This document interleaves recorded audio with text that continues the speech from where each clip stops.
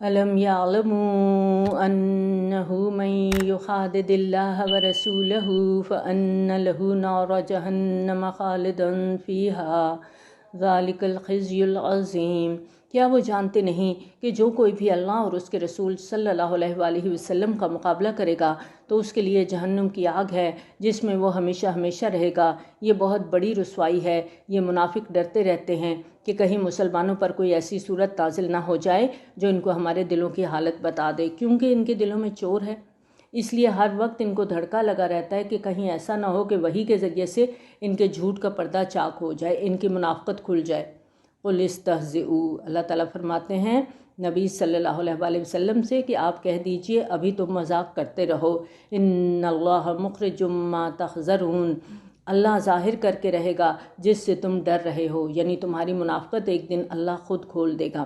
وَلَئِن سَأَلْتَهُمْ لَيَقُولُنَّ إِنَّمَا كُنَّا نَخُوضُ وَنَلْعَبُ، اور اگر آپ صلی اللہ علیہ وآلہ وسلم ان سے پوچھیں گے تو یہ کہیں گے ہم تو یوں ہی بات چیت اور دل لگی کر رہے تھے۔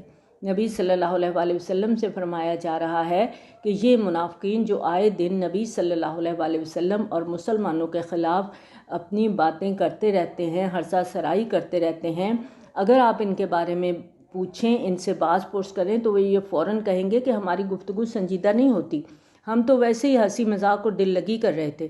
قُلْ أَبِاللَّهِ وَآيَاتِهِ وَرَسُولِهِ كُنْتُمْ تَسْتَهْزِئُونَ، آپ صلی اللہ علیہ وآلہ وسلم سے کہا جا رہا ہے کہ آپ کہہ دیجئے کہ کیا تم اللہ، اس کی آیات اور اس کے رسول صلی اللہ علیہ وآلہ وسلم کے ساتھ مذاق کر رہے ہو، یعنی اللہ کی آیات، اللہ کے رسول صلی اللہ علیہ وآلہ وسلم اب تمہارے مذاق کا نشانہ بنیں گے۔ آج آپ دیکھیں کہ ہم کیا کر رہے ہیں، فرشتوں کے لطیفے ہم نے بنا رکھے ہیں، جنت کے جہنم کے لطیفے ہم بنا کے آگے فارورڈ بھی کرتے ہیں، پھر ان پر انجوائے بھی کرتے ہیں، ایمان لانے والوں کا مذاق اڑاتے ہیں، حجاب کا مذاق اڑایا جاتا ہے، اللہ کے شعائر کا مذاق اڑایا جاتا ہے، اور یہ سب اللہ تعالیٰ ہم سب سے یہ سوال کر رہے ہیں۔ قُلْ أَبِاللَّهِ وَآيَاتِهِ وَرَسُولِهِ كُنْتُمْ تَسْتَهْزِئُونَ، کیا تم اللہ، اس کی آیات اور اس کے رسول صلی اللہ علیہ وآلہ وسلم کے ساتھ مذاق کر رہے تھے؟ کیا اور کوئی ہمارے پاس طریقہ نہیں رہ گیا کہ ہم صرف انہی چیزوں کے لطیفے بنائیں اور انہی کے بارے میں آگے فارورڈ کرتے رہیں اور انجوائے کرتے رہیں؟ لا تعتذروا قد کفرتم بعد ایمانکم، اب بہانے مت بناؤ، تم کفر کر چکے ہو اپنے ایمان کے بعد۔ اگر ہم تمہاری ایک جماعت سے درگزر بھی کر لیں تو دوسری جماعت کو عذاب بھی دیں گے، اس لیے کہ وہ مجرم ہیں، یعنی اب وہ وقت آ رہا ہے کہ تمہیں تمہارے کرتوتوں کی وجہ سے سزا مل کر رہے گی۔ المنافقون والمنافقات بعضهم من بعض، منافق مرد اور منافق عورتیں سب ایک دوسرے میں سے ہیں، یعنی ان سب کا آپس میں گٹھ جوڑ ہے، اندر سے سب ایک ہیں۔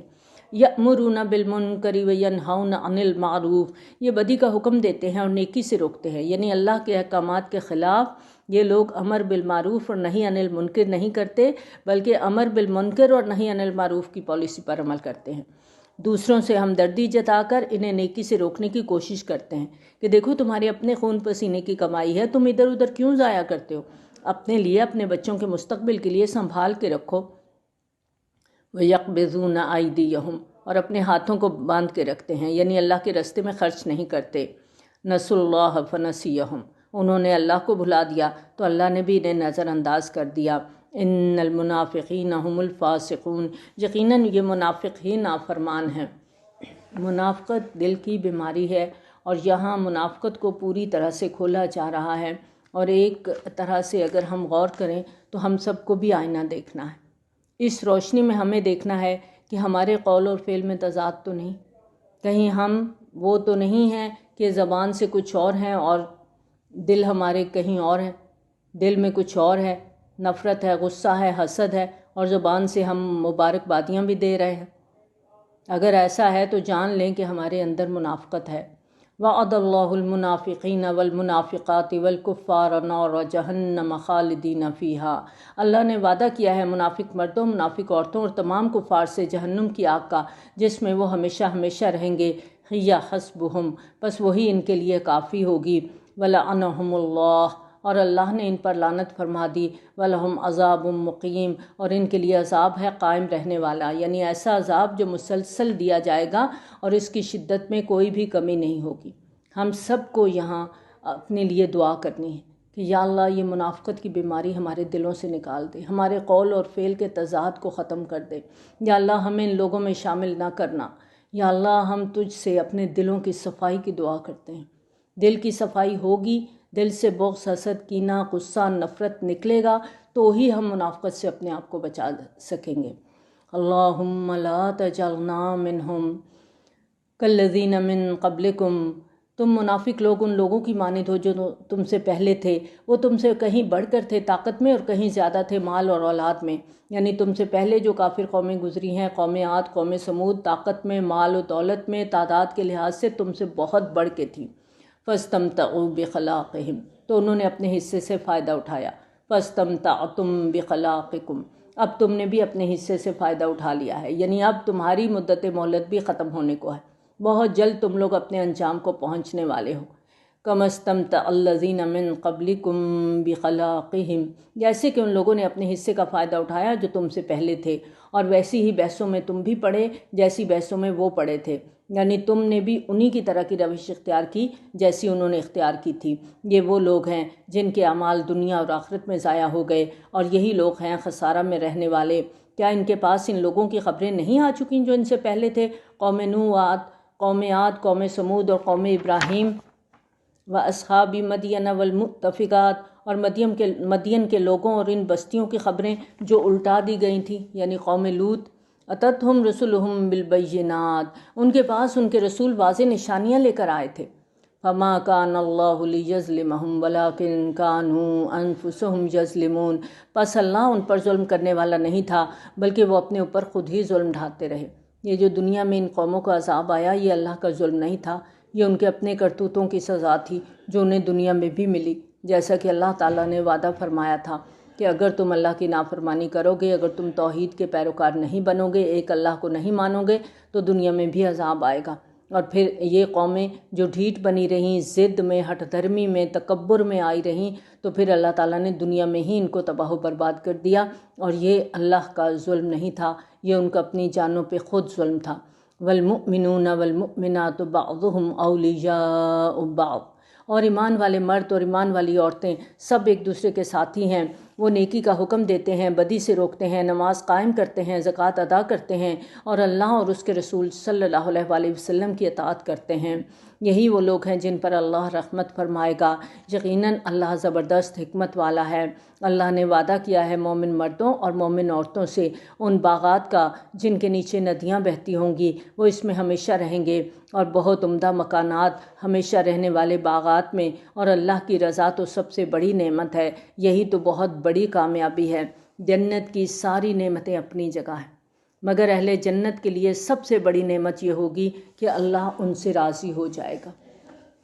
یہ جو آیات ہم نے ابھی پڑھی ہیں، پہلے منافقین کی بات کی گئی آیت نمبر 67 سے لے کے 72 تک، اور ان کا انجام بتا دیا گیا۔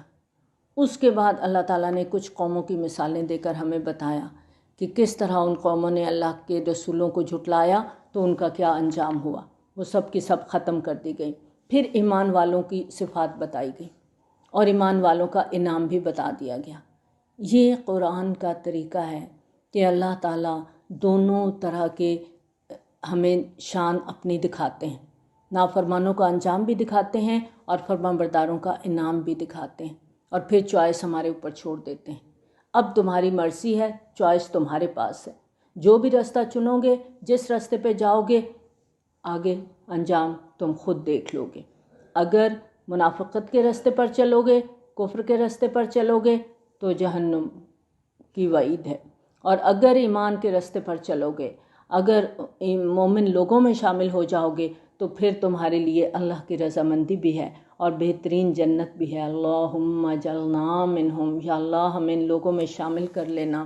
یا ایہا النبی جاہد الکفار والمنافقین واغلظ علیہم، اے نبی صلی اللہ علیہ وآلہ وسلم جہاد کیجئے کفار اور منافقین سے اور ان پر سختی کیجئے۔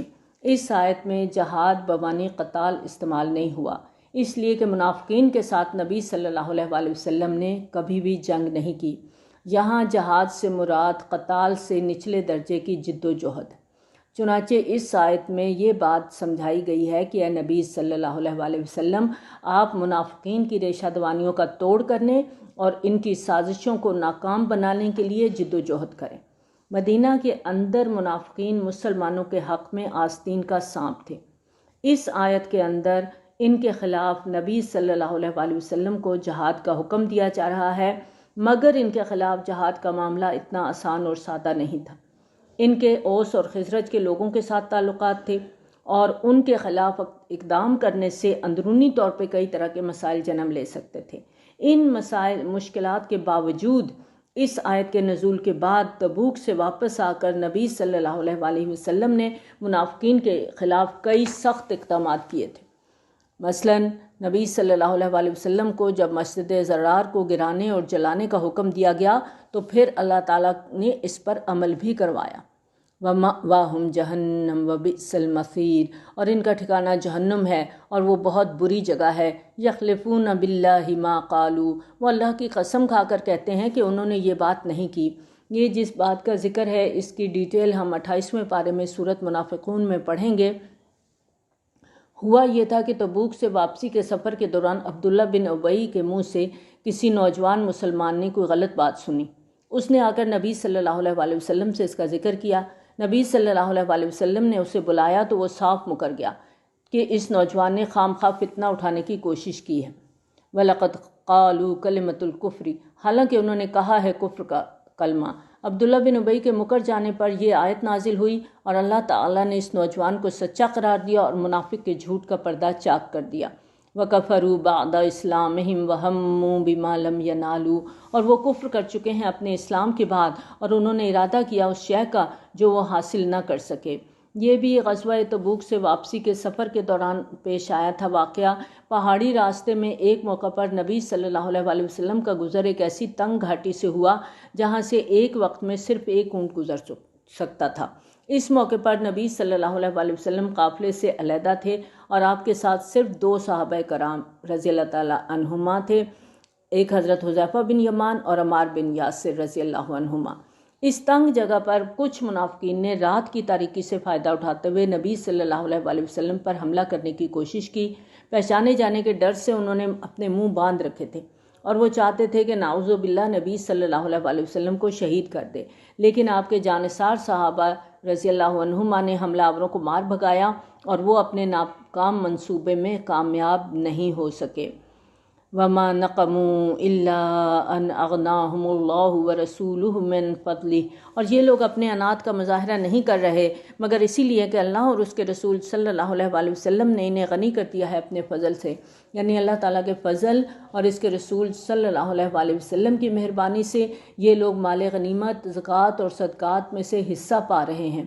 فَإِن يَتُوبُوا يَكُ خَيْرًا لَّهُمْ، اب بھی اگر یہ توبہ کر لیں تو ان کے لیے بہتر ہے، اور اگر وہ پیٹھ موڑیں گے تو اللہ انہیں بہت دردناک عذاب دے گا، دنیا میں بھی اور آخرت میں بھی، اور پوری زمین میں ان کا نہ کوئی دوست ہوگا اور نہ کوئی مددگار ہوگا۔ وَمِنْهُمْ مَنْ عَاهَدَ اللَّهَ لَئِنْ آتَانَا مِنْ فَضْلِهِ لَنَصَّدَّقَنَّ وَلَنَكُونَنَّ مِنَ الصَّالِحِينَ، اور ان میں وہ لوگ بھی ہیں جنہوں نے اللہ سے عہد کیا تھا کہ اگر وہ ہمیں اپنے فضل سے نواز دے گا تو ہم خوب صدقہ و خیرات کریں گے اور نیک بن جائیں گے۔ پھر جب اللہ نے انہیں نواز دیا، انہیں غنی کر دیا، تو انہوں نے اس دولت کے ساتھ بخل کیا اور پیٹھ موڑ لی اور اعراض کیا۔ فَأَعْقَبَهُمْ نِفَاقًا فِي قُلُوبِهِمْ، تو اللہ نے سزا کے طور پر ڈال دیا ان کے دلوں میں نفاق۔ منافق کی 3 نشانیاں ہمیں حدیث سے پتہ چلتی ہیں۔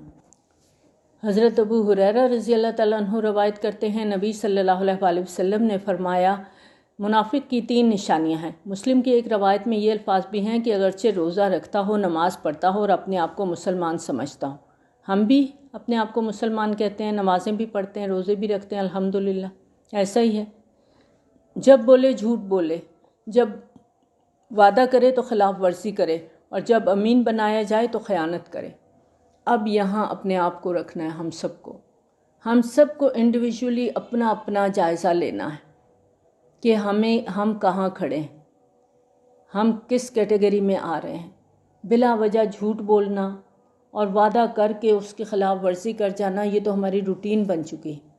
اور پھر امانتوں میں خیانتیں، یہ زندگی امانت ہے، کتنی خیانت کرتے ہیں، آنکھوں کی خیانت، کانوں کی خیانت، بولنے میں خیانت کر رہے ہیں، کتنے ہم ایسے کام کر رہے ہیں. تو یہ سب منافقت کی نشانیاں ہیں. الی یوم یلقونہ، فرمایا یہ نفاق ان کے دل میں تب تک رہے گا جس دن یہ لوگ اللہ سے ملاقات کریں گے.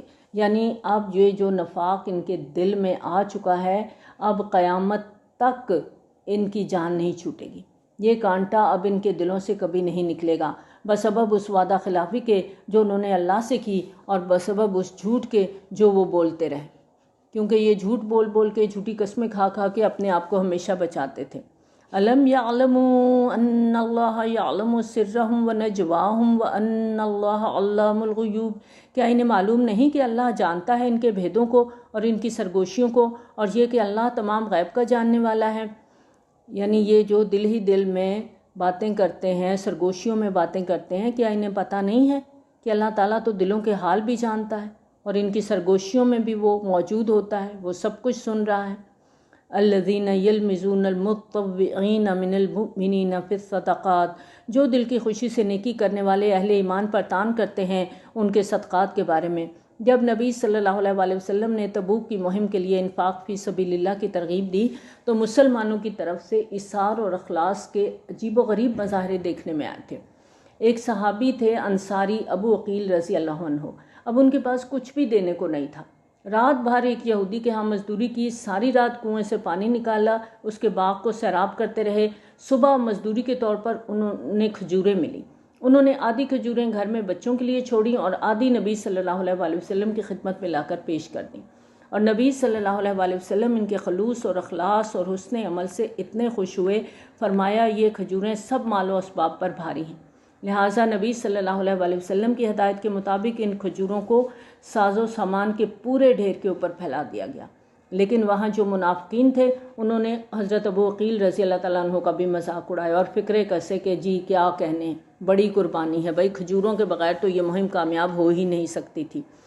والذین لا یجدون الا جہدہم فیسخرون منہم سخر اللہ منہم ولہم عذاب علیم، اور جن کے پاس اپنی محنت اور مشقت کے سوا کچھ نہیں اور وہ اس میں سے بھی خرچ کرتے ہیں تو منافقین ان کا مذاق اڑاتے ہیں.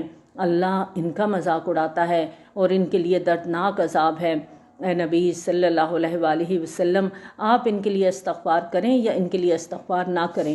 اگر آپ 70 مرتبہ بھی ان کے لیے استغفار کریں گے تب بھی اللہ انہیں ہرگز معاف نہیں کرے گا. اور کیوں ان کو معافی نہیں ملے گی؟ ذالک بأنہم کفروا باللہ ورسولہ واللہ لا یہدی القوم الفاسقین، یہ اس لیے کہ یہ لوگ اللہ اور اس کے رسول صلی اللہ علیہ وآلہ وسلم کے ساتھ کفر کر چکے ہیں اور اللہ ایسے فاسقوں کو ہدایت نہیں دیتا. نفاق ایسی بیماری ہے جو انسان کے دل میں گھر بنا لیتی ہے. زبان اور دل کا فرق اس کی سب سے بڑی علامت ہے. تو ہم سب کو ان آیات کی روشنی میں آئینے میں اپنے آپ کو دیکھنا ہے. ہم آئینہ دیکھتے ہیں نا اپنے آپ کو سنوارنے کے لیے کہ میک اپ میں کوئی غلطی تو نہیں ہے، بال صحیح بنے ہوئے ہیں یا نہیں بنے ہیں. کہیں جانا ہو تو جانے سے پہلے آئینہ دیکھتے ہیں. پھر پرس میں آئینہ رکھا ہوتا ہے، وہ نکال کے دیکھتے ہیں کہ میک اپ صحیح ہے کہ نہیں ہے. تو قرآن آئینہ ہے ہم سب کے لیے. ہم سب کو اس روشنی میں اپنے آپ کو دیکھنا ہے. کہیں ایسا تو نہیں ہے کہ میں دل میں دوسروں کے لیے نفرت رکھتی ہوں لیکن زبان میں بہت میٹھی بنتی ہوں. اگر ایسا ہے تو جان لیں میرے اندر منافقت ہے. اور جھوٹ، وعدہ خلافی، خیانت، ابھی ہم نے حدیث پڑھی تھی. ان ساری چیزوں کو ہمیں اپنے اندر سے نکالنا ہے، تبھی یہ جو منافقت ہے اس سے ہم اپنے آپ کو بچا سکیں گے. ورنہ منافقت کی سزا ہم نے پیچھے پڑھی تھی، جہنم کا سب سے نچلا درجہ ہے. اللہم لا تجعلنا منہم، آمین. فرح المخلفون بمقعدہم خلاف رسول اللہ وکرہوا ان یجاہدوا باموالہم وانفسہم فی سبیل اللہ. بہت خوش ہو گئے پیچھے رہ جانے والے اپنے بیٹھ رہنے پر اللہ کے رسول صلی اللہ علیہ وآلہ وسلم کے جانے کے بعد، اور انہوں نے ناپسند کیا کہ وہ جہاد کرتے اپنی جانوں اور اپنی مالوں کے ساتھ اللہ کی راہ میں.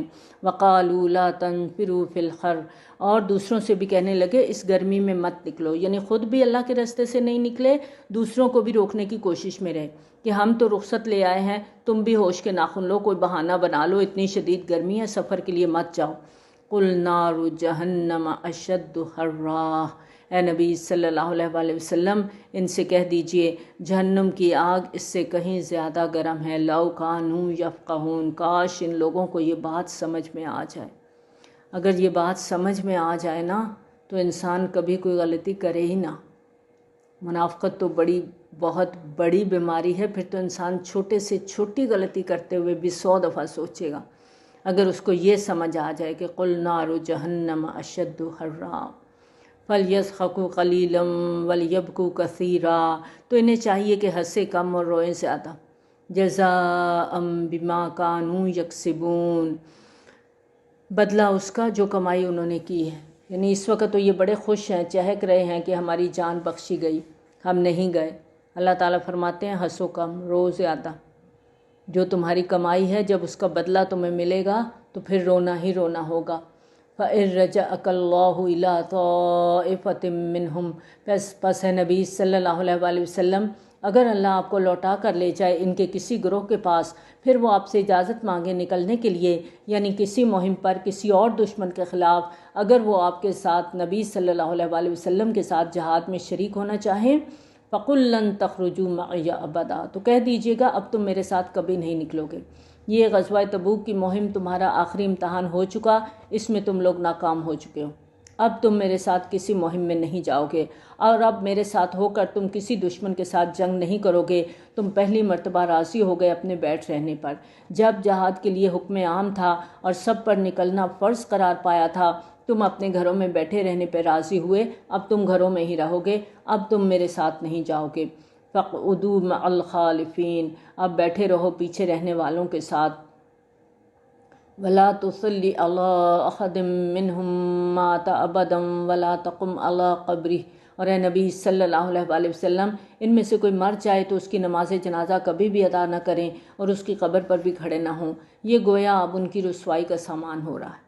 ابھی تک ان کی منافقت پر پردے پڑے ہوئے تھے، مگر اس آیت کے نزول کے بعد نبی صلی اللہ علیہ وآلہ وسلم جب کسی کی نماز جنازہ پڑھنے سے انکار فرماتے تو سب کو معلوم ہو جاتا تھا کہ وہ منافق مرا ہے۔ اور منافقت دل کی بیماری ہے، اللہ کے سوا کوئی نہیں جانتا کہ کس کے اندر نفاق ہے اور کس کا دل صاف ہے۔ یہ بھی اللہ تعالیٰ نے نبی صلی اللہ علیہ وآلہ وسلم کو نام بتائے تھے خود، جس کی وجہ سے نبی صلی اللہ علیہ وآلہ وسلم ایسے لوگوں کی نماز جنازہ میں نہیں گئے۔ لیکن ہم جو منہ بھر کے ہر ایک کو منافق کہتے رہتے ہیں، یہ یاد رکھیں یہ اللہ کا علم ہے، ہم اس کے بارے میں نہیں جانتے، تو ہمارے پاس کوئی اتھارٹی نہیں ہے کہ ہم کسی کو بھی منافق کہیں۔ انہم کفروا باللہ ورسولہ وماتوا وہم فاسقون، یقیناً انہوں نے کفر کیا ہے اللہ اور اس کے رسول صلی اللہ علیہ وآلہ وسلم کے ساتھ، اور وہ مرے ہیں اس حال میں کہ وہ نافرمان تھے۔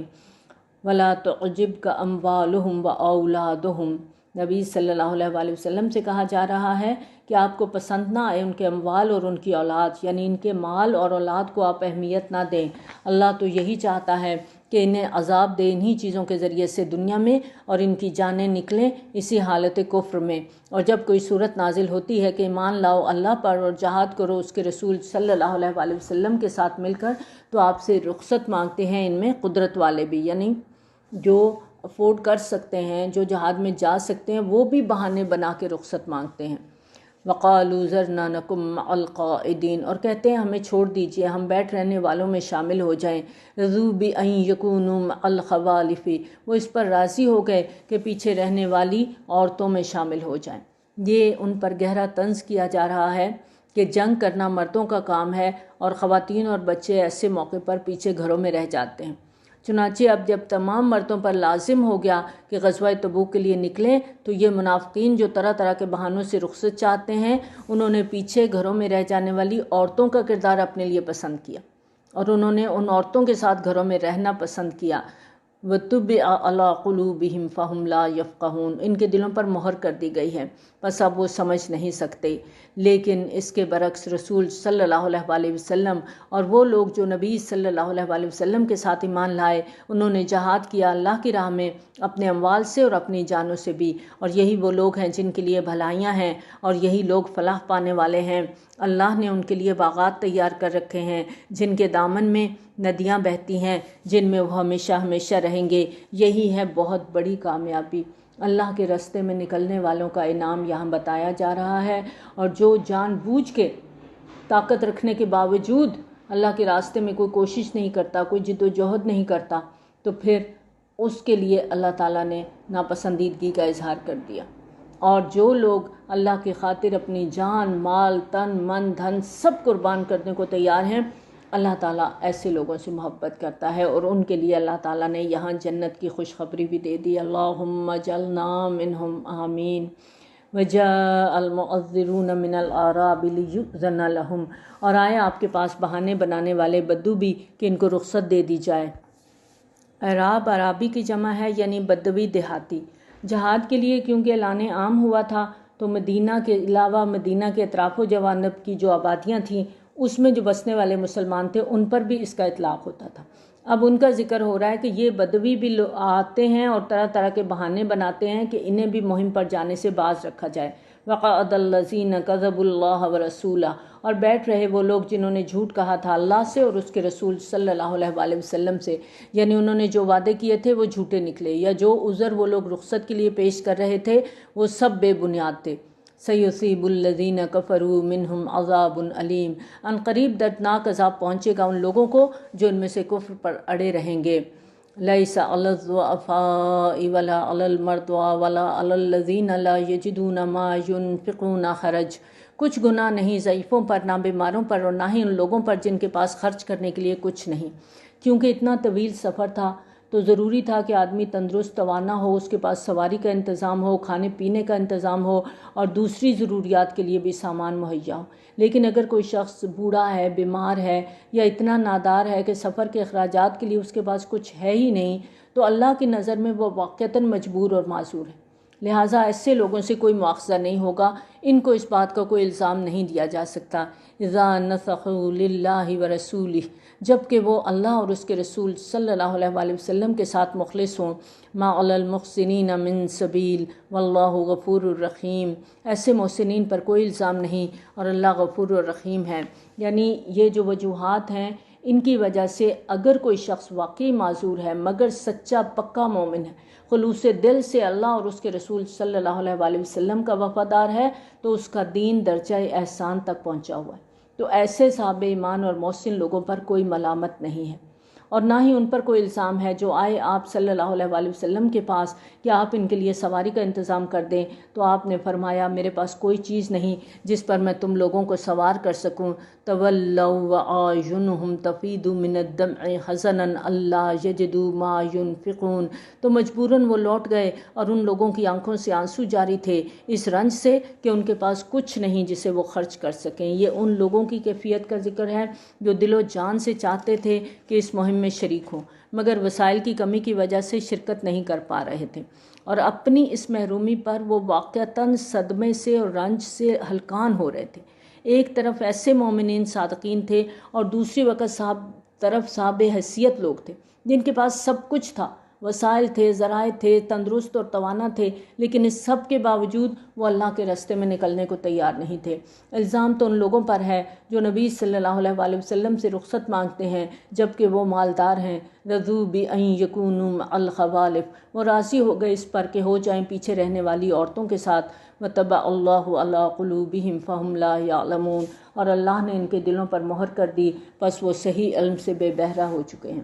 یعنی ایسے لوگ نہیں جانتے کہ جہاد سے اپنے آپ کو روکنے میں وہ اپنی دنیا کا اور آخرت کا کتنا بڑا نقصان کر رہے ہیں، اور پھر ایسے لوگوں کے دلوں پہ اللہ مہر لگا دیتا ہے، اور ایسے لوگوں کا انجام پھر آخرت میں جب وہ دیکھیں گے تو پھر ان کے لیے رونا ہی رونا ہوگا۔ وآخر دعوانا الحمد للہ رب العالمین۔ سبحانک اللہم وبحمدک، نشہد ان لا الہ الا انت، نستغفرک ونتوب الیک۔ السلام علیکم ورحمۃ اللہ وبرکاتہ۔